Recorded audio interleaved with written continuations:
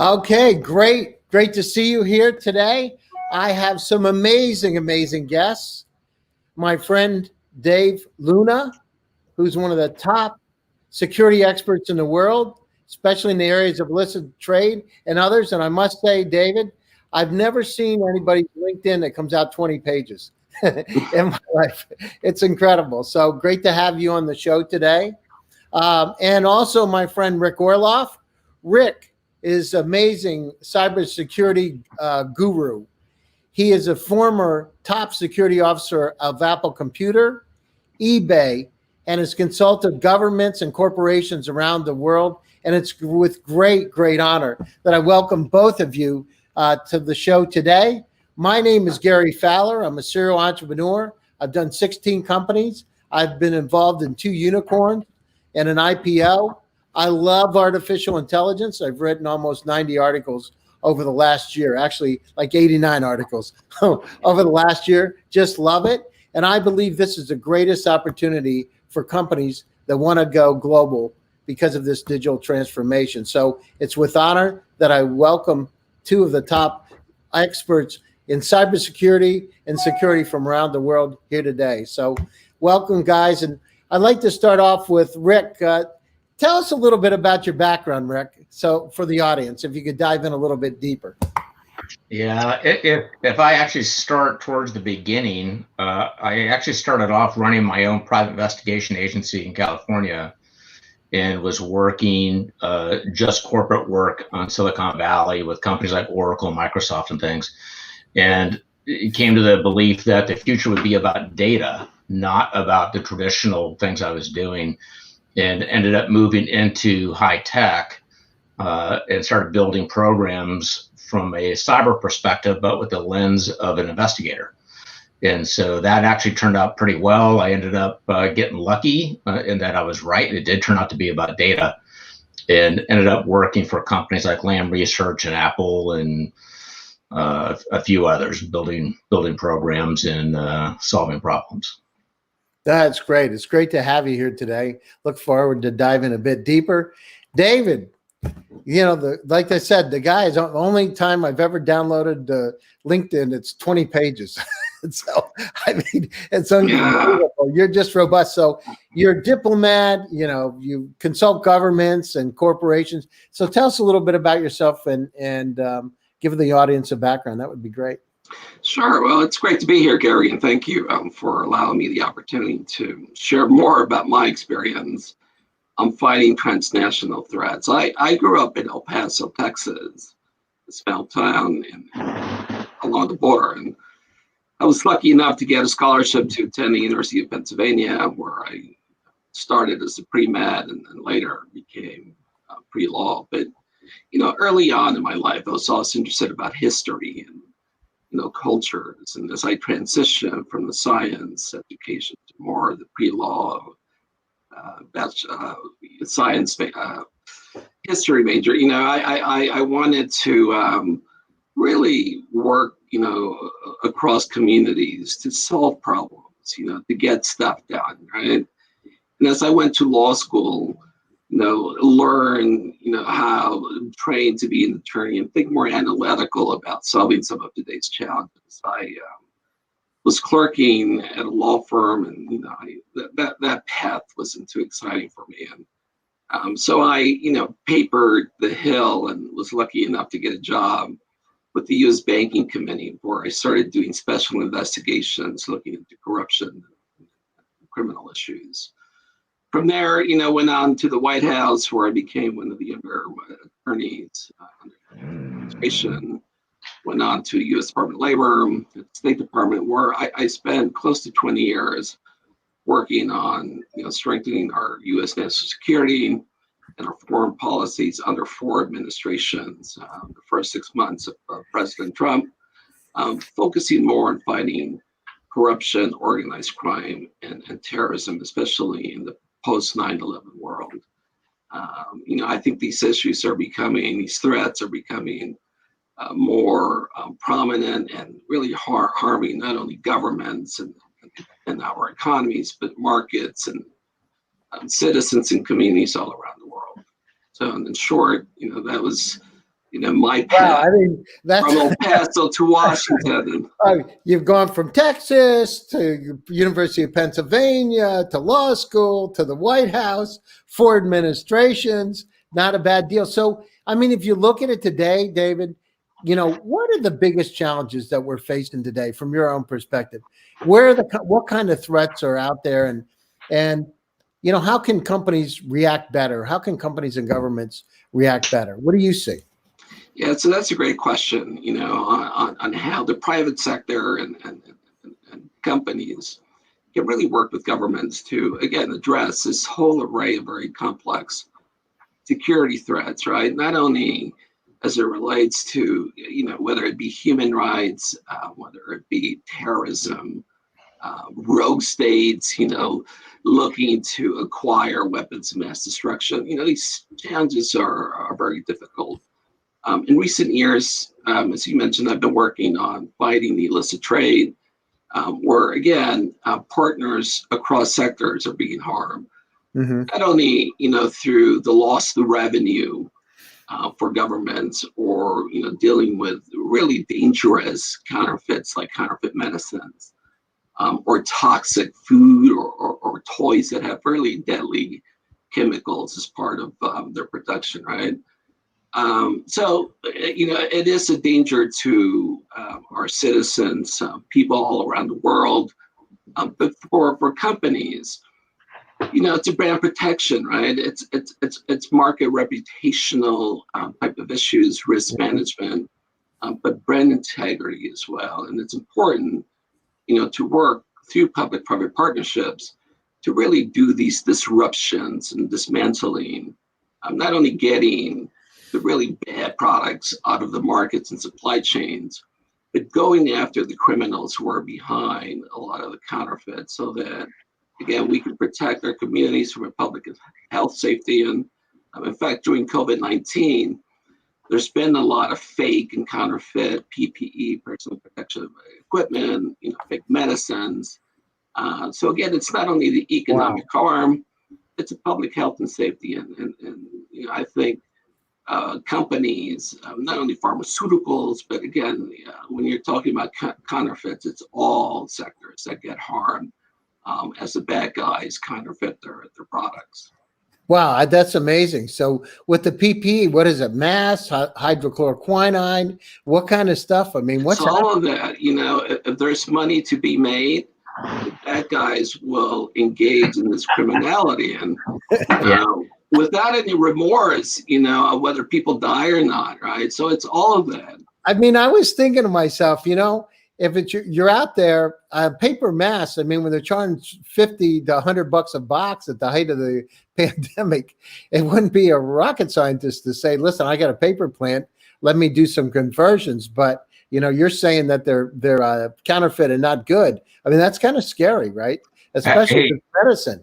Hey, Gary, I can tell you, having spent a fair amount of time in the supply chain in other countries, including China, that when they start looking at counterfeiting masks or whatever it is, their view is really, it's no different than how we perceive doing 5 miles an hour over the speed limit. It's not a big deal. There's no remorse. We don't have remorse when we speed a little bit.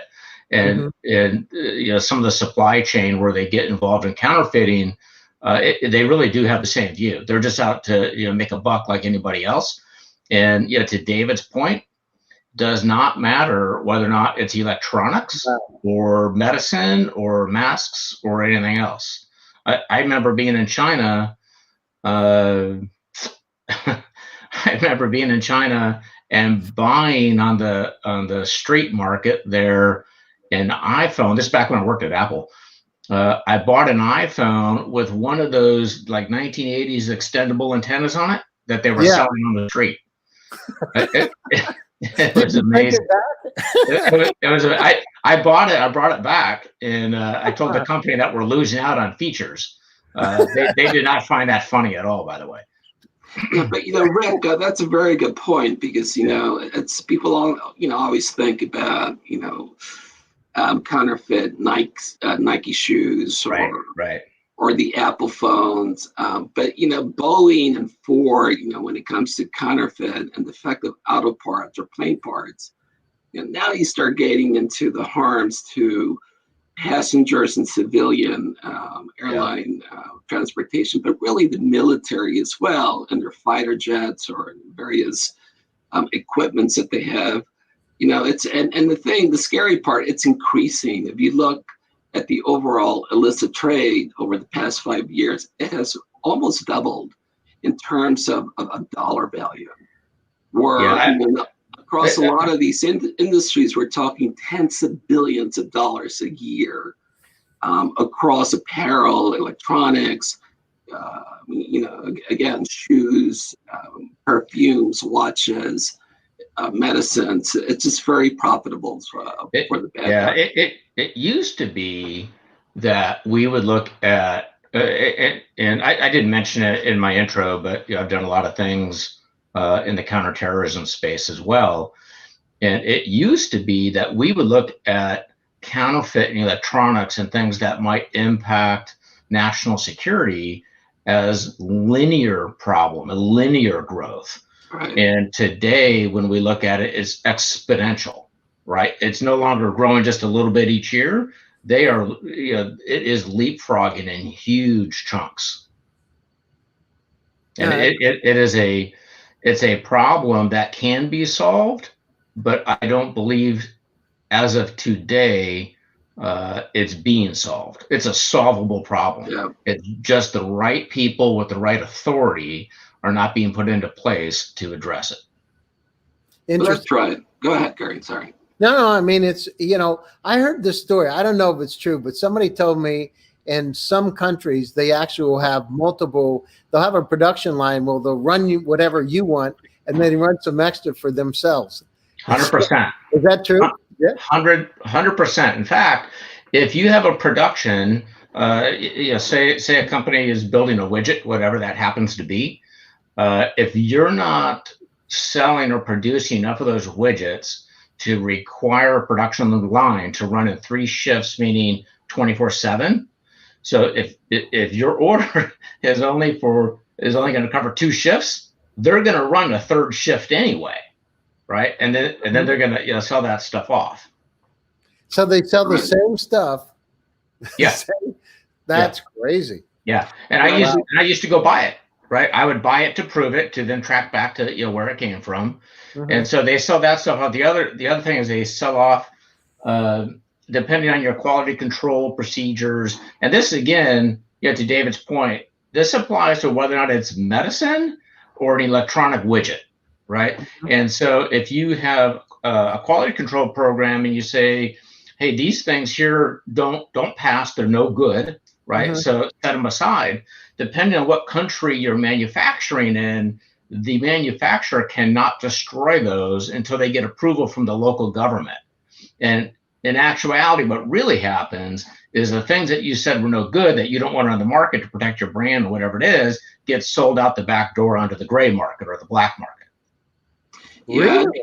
And you know, Rick, you mentioned the issue of terrorism, right? So it is so darn profitable these days. But a lot of terrorist groups are really getting into the illicit trade for financing their infrastructure, their operations, and to conduct terrorist attacks overseas. So, you know, whether it's Hezbollah in the tri-border in South America to, you know, Al Qaeda in the Maghreb, you know, and illicit cigarettes is a major source for funding some of these terrorist groups, but it's all over. I mean, it's Boko Haram. You know, hopefully we'll get a little bit later into human trafficking and wildlife trafficking. But Al Shabaab, you know, engaging in the sale of charcoal and across illicit markets, and you know, of course, you know, during the time that ISIS at its peak in Iraq and Syria, they were engaging in a lot of illicit crimes to sustain. You know, their operations and control in that part of the world, but it's very global. I mean, it's not only South America or the Middle East or sub-Saharan Africa. I mean, it's occurring in Southeast Asia, where a lot of these groups like Abu Sayyaf are really engaged. and a lot of illicit behaviors. Well, how do we stop this stuff, guys? I mean, what do we do, right? What do we do Well, to stop this stuff going? it's to David's point, right? The terrorist organizations, they look at the world as kind of twofold. I'll do anything to make money in order to, without a moral compass, in order to further my cause. And B, how do I further my cause? Right? It's very dangerous. So from my perspective, there's many things that the international community can do, not only governments, but working with the private sector. And, obviously we'll get into technology and certain capabilities to try to disrupt and dismantle not only the illicit trade, but, the bad actors, but, the complicity. And so fighting corruption is incredibly important, because in a lot of jurisdictions that produce some of these counterfeits, you do have high-level corruption and enabling that criminality to begin with. So it's important to fight corruption, and so it's important to go after the dirty money as well, right? The threat finance and money laundering part of it. But sharing information across borders is critical. Sharing information across sectors is very important, because the private sector, who have boots in the ground in a lot of these markets, can be developing the intelligence through data collection to be able to develop intelligence packages for here in the United States, for the IPR Center, for example, or to the FBI or to DHS, Homeland Security Investigations, HSI or CBP, if there's a drug, narcotics angle, the DEA. So there's, this information sharing is important, not only to protect the U.S. homeland and our national security, but to work with our partners to similarly help them to attack these threats to their economies and people. 100% agree with that. Here's another way to look at it. The information is there and available to improve our security posture and detect and prevent these types of attacks and other types of threats. The question then becomes, how well are we sharing that information, or are we sharing it at all? And if we're not doing a good job sharing that information, then we have to move left in the kill chain and say, well, why aren't we sharing this information? And then you get into some political friction. Yeah, I agree with political friction because we're not sharing information, or because we should share the information? I'm saying that the information is there that would improve our posture to be able to detect and prevent terrorism. Yeah. But that we don't share all the information that is available. Ah, I see. Okay. Interesting.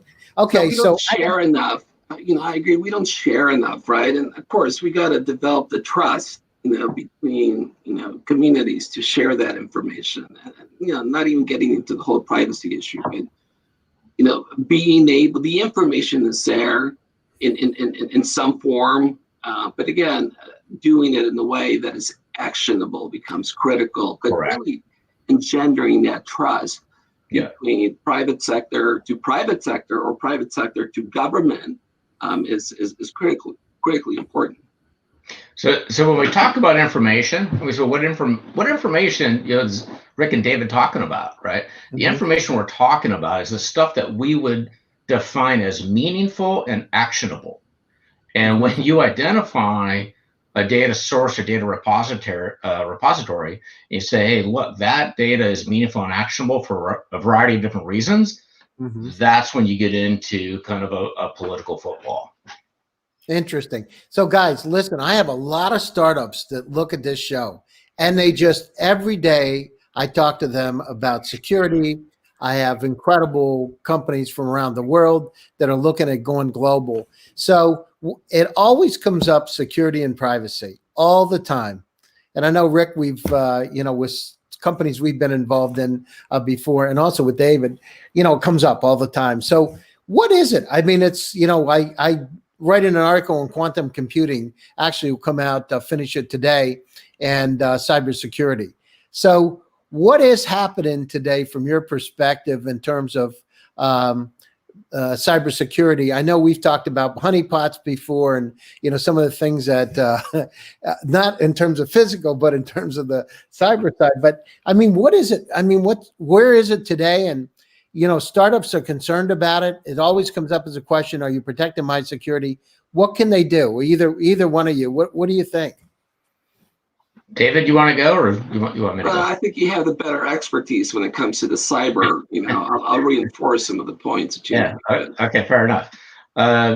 It's interesting. A lot of what is occurring today when we talk about a company having a security program, usually the things that they're most concerned about is what's going to get me in trouble from a regulatory compliance standpoint. Mm-hmm. So that's your GRC angle, right? Governance, risk, and compliance. Mm-hmm. In part, right, a lot of what they're required to do is the same things that they should have been doing years ago, except now if they don't do it, there's some teeth behind it. And I think that the focus is really on all of your activity, all your transactions within your business. Mm-hmm. Are you authenticating?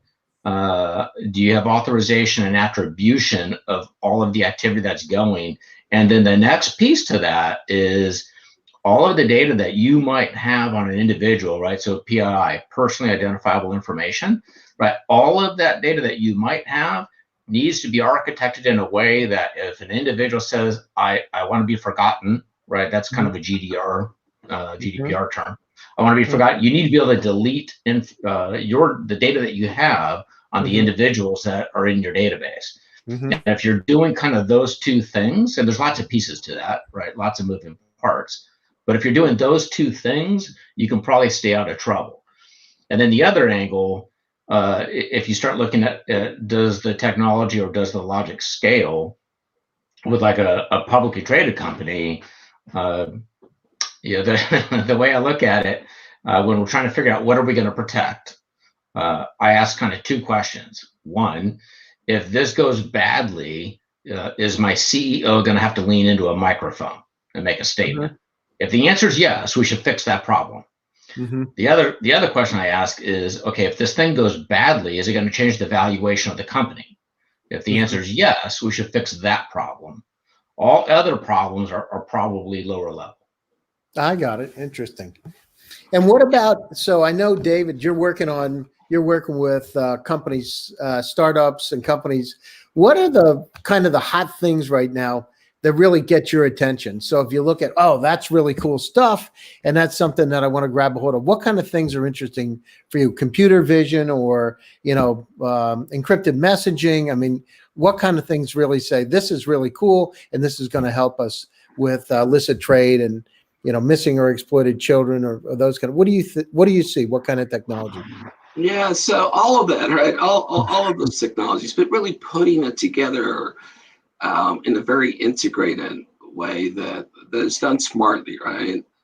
I look at the illicit markets from a prism of convergence, right? Because the corruption fuels the criminality, organized crime and illicit trade fuels insecurity and stability. So it's important to really leverage what we call in the U.S. government, the whole of government, the DIME approach, using diplomacy, intelligence, military, law enforcement, economic sanctions. Using or adopting that approach, with the Internet of Things, right? It's important to start connecting. And Rick makes a good point on the privacy issue.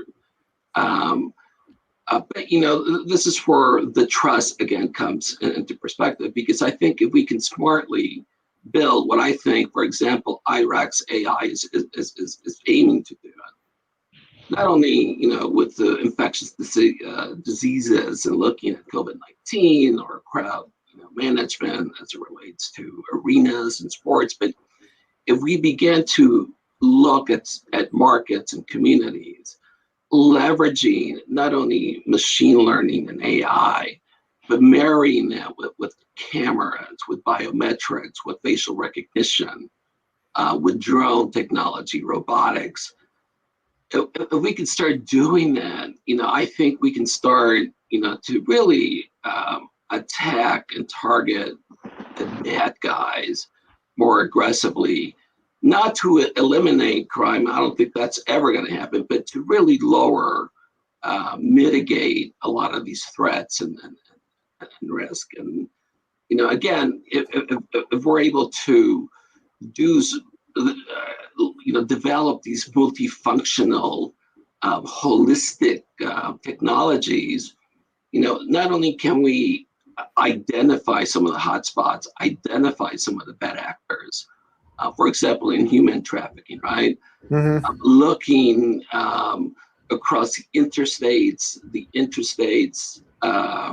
looking at hotels, looking at airports, to really both identify some of the missing persons, some of the victims who are being trafficked, but really the bad guys as well. And then by developing these heat maps, we can, kind of predict where some of these locations, although they're very smart and savvy, they're always changing, their modus operandi, but we can begin to narrow, the search to, again, enhance the disruption and to follow the money as well, by, again, smartly employing all these technologies to disrupt the finance. So, I think it's exciting. When I hear transformational technologies, I think it's great. The potential is enormous. And we just got to, develop and connect a lot of these ways that are done ethically, that are done legally, and that are done in a very pragmatic way. No, that's fantastic. Rick, do you have anything to add? Yeah, David raises a really, really good point. Kind of ties some things together. He mentioned IREX, right? The technology in that company that we've looked at before. When I look at that, at their capabilities, I think that is absolutely fantastic. And then I think about that, and it's like, I would really like to take this other technology and capabilities and data stores and marry it up with that type of capability. For example, I've done things where we created and built a geospatial engine, right? Taking a couple of these technologies that are just fantastic and tying those together allows us to have the type of capability that David's talking about. Oh, that's great. I mean, and you look at it today, we had Samir Sharma from Intel, who's the head of the Internet of Things. I mean, there's a huge opportunity, right? I mean, look at do you remember, I don't even know, I don't buy milk anymore, but I remember on the milk carton, they had missing kids on the milk carton. Yeah, right. I don't know if they still do it or not, because I don't buy milk anymore, but yeah. I mean, this is like, I mean, I'm a country boy from Pennsylvania, but for me, if you go into a top retailer, Target or Walmart, and say, listen, can we use your cameras? We're going to look for missing exploited children because they may come in there. I mean, you might have a home run with this, right? And totally. People talk about the negative side on the side of it, but on the positive side of humanity, being able to just help that. I just saw 2 weeks ago, there's 45 kids in Ohio and then another 25 somewhere on the East Coast. I mean, and I'm sure that's a tip of the iceberg, but I mean, just that is worth it, right? Yeah. And then when you look at it from hotels, truck stops, restaurants, malls, then you can start again through AI and machine learning and facial recognition, identifying more, the victims first and foremost, but then, trying to investigate and prosecute, all those, human traffickers and other bad actors. So those are both great examples of when we talk about, is the data meaningful and actionable? There's a huge difference when you're investigating or you're dealing with missing exploited children. There's a huge difference between saying, yeah, sure, I have a photo, or here's a short video clip of a child that was here a week ago, right? That is a good data point, right? But meaningful and actionable is you got AI built into the system. You're alerted in real time that this missing child is in the store. Meaningful and actionable means I can go call the police or leverage security to kind of hold that child there real time and have a recovery. So I mean, or have your parking lot cameras, right? Take a picture of the license plate. Yeah. And then you start to understand a lot about, and the person that's actually driving the car, I mean, our truck. That's an amazing situation. But I don't know, maybe it's just me. Again, I'm a country boy from Pennsylvania, but why aren't we doing that today? Why hasn't that happened? Because it doesn't seem like this is like rocket science. Yeah. David, I'll let you take that one. Well, look, perhaps not enough good people have been thinking about this. I mean, it is resource intensive. And again, there's ethical, legal issues that one has to overcome. But there is no reason why, for example, IREX, AI, and other companies there in Silicon Valley cannot be partnering with the FBI more, right? With DHS, with the state and local police. Because the beauty of this thing, Gary, is as you were beginning to allude to, if you began to do the overlays, right? Not only looking at human trafficking in some of these hotspots, some of the people who are engaging in that illicit activity are also engaged in the trafficking of fentanyl that is really disseminating a lot of American communities and killing a lot of young kids. If you look again at some of the trafficking as it relates to counterfeits, right, and begin to overlay, that data, then you can even go more. You could do more targeting in these specific communities because you are, again, having a richer data set. Mm-hmm. And now with, data analytics, you can start, mapping out all of the network that is involved in a lot of these criminalities that would help, again, not only the big cities where there's more resources, but the mm-hmm. smaller cities, the rural towns who don't have those investments to be able to really more robustly attack, various illicit trade activities. No, I mean, this is the time, right? So now's the time, and the technology's there. You can agnostically use cameras. Retailers. I mean, if you just took some of the top retailers and truck stops, as you said, David, imagine how big of a swath that would be. I mean, that would be an incredible amount of coverage. And you're right. Then you start tying all these databases together. Right. You identify the bad guy and our lady, and that bad lady could be somebody that's involved in a whole lot of other different things. But it's a critical problem, and it's like it seems like it would be a great time for those retailers, for humanity to make a change and have systems like that in place for truck stops to go out and to be able to put them in place for hotels, right? To be able to use their existing cameras and have it in place. Why not? If it's going to save one child's life, keep them from getting, abused, it's a great thing to have, and if we have the controls on the system to say, some type of oversight, this is the right stuff to do, I think it's, it's the time. We're talking about it. There's action about it. I know I've gotten a few calls personally from folks that are from the government that are exploring technology, but it is the time. And imagine the possibilities. If we're going to have a smart city, why don't we have an intelligent city that's able to have this kind of technology up to be able to life a little bit better, right? So truly, as I remember, protect and serve. Yeah, the technology and the capability are here, right? It's a matter of whether or not the different companies want to participate in a program. It's a bit of a federated model, if you would, right? Where things are cross-functional. And part of the challenge, from a company perspective, and I understand it, is what is their risk, right? If I'm going to go expose my cameras and other things, outside of my own domain, what's their risk model? What's the risk posture? And depending on who the decision makers are, determines how much risk they're willing to absorb. But it boils down to a question of corporate risk. Yeah, but this is where you begin to incentivize as well. Agreed. A lot of these companies, because again, this is gets me to collective action, right? If Walmart could be working with Marriott, it could be working with some of the airlines, then we're leveraging, right? And it's not only protecting our people and protecting our economy, protecting our markets and everyone's reputation, but through that collective action, we can enhance greater disruptions and dismantling a lot of the bad guys. And I think, it's an exciting time. And now, how do we do it, right? And how do we start encouraging a lot of these startups in Silicon Valley to start, working across communities to develop these, innovative solutions. And again, I hope this is an area that, IREX can really lead the market and inspire others. And as it does so, working with many across different industries to do even more.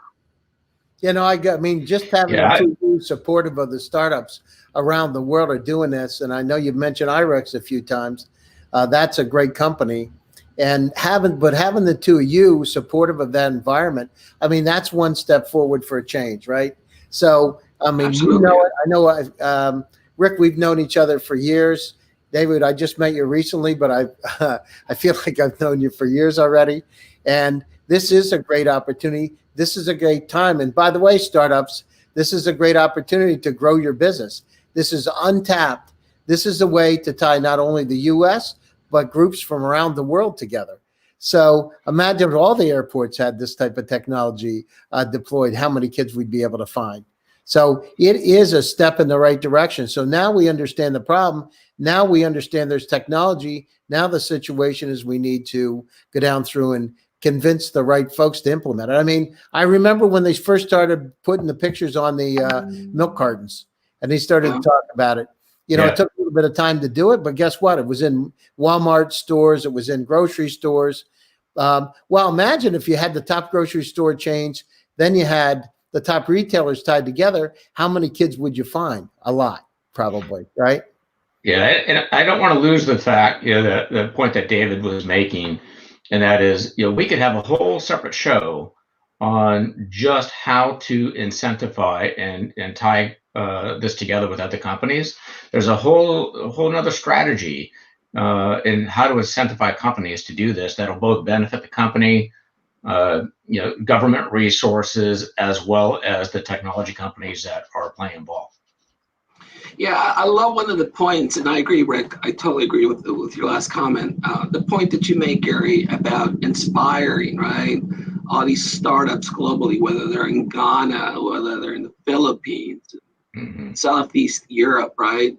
If you look at the breadth and scale of the illicit trade today, in the World Economic Forum, the World Bank, IMF, they put this at 7 to 15% of GDP, right? Every year, right? So we're looking at trillions of dollars, right? That is harming governments, companies, communities.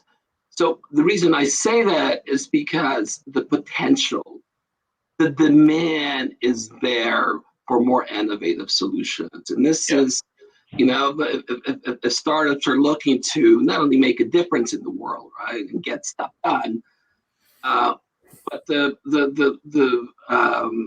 financial rewards are there because demand will only increase for these innovative technological solutions. No, I agree 100%. Listen, we're coming to the top of the hour, and I just wanted to wrap up. I'd like each one of you, if you could just take a minute and tell folks where they can reach you, and whether it's LinkedIn, Twitter, email, that kind of thing. In closing thoughts, I appreciate you taking your time today. So I start off with David. Rick, what are your closing thoughts, and how can people reach you? Yeah, thank you, Gary. So people can reach me. The best way really is on LinkedIn. If they reach out to me on LinkedIn, Rick Orloff, that's the easiest way to reach me, and then we can take things from there. My closing thoughts, when I think about the technology and security, I also really tend to focus on the national security opportunity and implications in securing things like the power grid. I look at the vulnerabilities in the power grid, and I think that is a very solvable problem. It just, we don't have the right people in there solving it. Yeah, great. Thank you very much. Appreciate it. David? Yeah, so like Rick, you can find me on LinkedIn, David M. Luna. You can go to my website, Luna Global Networks. Send me some whatever information at info@lunaglobalnetworks.com. Again, just from the last discussion there, the potential is amazing, not only from a financial perspective, and again, leveraging smartly and integrating all these technologies can really make a difference, from saving children who are being trafficked, to saving the endangered wildlife, to climate change. The threats, as I mentioned earlier, are becoming more serious, in some instances more dangerous, and it will be both our innovator technology people, but our entrepreneurials who I think will step up to make a bigger difference, because governments are not doing it right now. So it's up, to the private sector to help lead the way. Yeah, no, that's great. And audience, you've heard the gurus, right? Now's the time. Entrepreneurs drive it, VCs. I know you're listening to the show. This is a great time to invest. Artificial intelligence, computer vision, getting the message out is critically important. These are exciting times. I'm very optimistic. This pandemic has created incredible digital transformational opportunity for each and every one of you. It doesn't matter where you are. It matters who you are and what kind of technologies that you have to move forward. My name is Gary Fowler. I'm the CEO of GSD Venture Studios and president. We help companies go global, and we'd love to hear from each and every one of you. I have to thank my entire GSD team for doing a great job in helping me put this together. And I thank the guests. Thank you very much. It's a great honor, and I'm humbled to have each of you on the show today. So I want to thank you for tuning in, and look forward to our show. And next week, we're now on a weekly basis. So our next show will be next week, and we'll send an announcement out shortly. Thanks, guys. I really appreciate it. Thank you, Gary. Thank you. Bye-bye. Thank you, Gary.